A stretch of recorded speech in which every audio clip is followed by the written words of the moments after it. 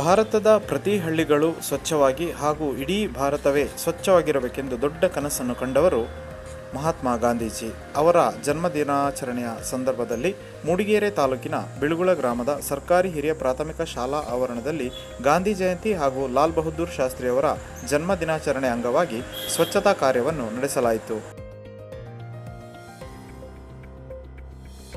ಈ ಕಾರ್ಯದಲ್ಲಿ ಶಾಲಾಭಿವೃದ್ಧಿ ಸಮಿತಿ ಅಧ್ಯಕ್ಷರಾದ ಕೆಆರ್ ಚಂದ್ರು ಒಡೆಯರ್, ಉಪಾಧ್ಯಕ್ಷರಾದ ಶ್ರೀಮತಿ ಮುಬೀನಾ, ಶಾಲಾ ಹಿರಿಯ ಶಿಕ್ಷಕಿ ಶ್ರೀಮತಿ ಪುಷ್ಪಾವತಿ, ಸಮಾಜ ಸೇವಕರಾದ ಎಂಕೆ ಅಬ್ದುಲ್ ರೆಹಮಾನ್, ಕಾಫಿನಾಡು ಸೇವಾ ಸಂಘದ ಅಧ್ಯಕ್ಷರಾದ ಹಸನಾರ್ ಬಿಳುಗುಳ, ಸಿಎಚ್ ಅಹಮದ್ ಬಾವ, ಬಕ್ಕಿ ಮಂಜುನಾಥ್, ಆಬಿದ್, ಶರೀಫ್ ಕೊಟ್ಟಿಗೆಹಾರ, ಶಾಲಾಭಿವೃದ್ಧಿ ಸಮಿತಿ ಸದಸ್ಯರುಗಳಾದ ಉಮಾಪತಿ, ರಾಜೇಶ್, ರಂಗಣ್ಣ, ಮೋಹನ್, ರಮ್ಯಾ, ಸವಿತಾ ಹಾಗೂ ಹಳೆಯ ವಿದ್ಯಾರ್ಥಿ ಶಾಲಾ ಒಡನಾಡಿ ಕರೀಂ, ಶ್ರೀಮತಿ ಜೀನತ್, ಶ್ರೀಮತಿ ಸೀಮಾ, ಶ್ರೀಮತಿ ಹೇಮಾವತಿ, ವಾತ್ಸಲ್ಯ ನಫೀಸ್ ಮಿಶ್ರಿಯಾ, ದೈಹಿಕ ಶಿಕ್ಷಕರಾದ ಶ್ರೀ ಸುರೇಶ್, ಶಕುಂತಲಾ, ಅಡುಗೆ ಸಿಬ್ಬಂದಿ ಗಾಯತ್ರಮ್ಮ, ಶ್ರೀಮತಿ ವಿಮಲಾ, ಶ್ರೀಮತಿ ಲತಾ ಹಾಗೂ ಶಾಲಾ ವಿದ್ಯಾರ್ಥಿಗಳು, ಗ್ರಾಮಸ್ಥರು ಈ ಕಾರ್ಯಕ್ರಮದಲ್ಲಿ ಉಪಸ್ಥಿತರಿದ್ದರು.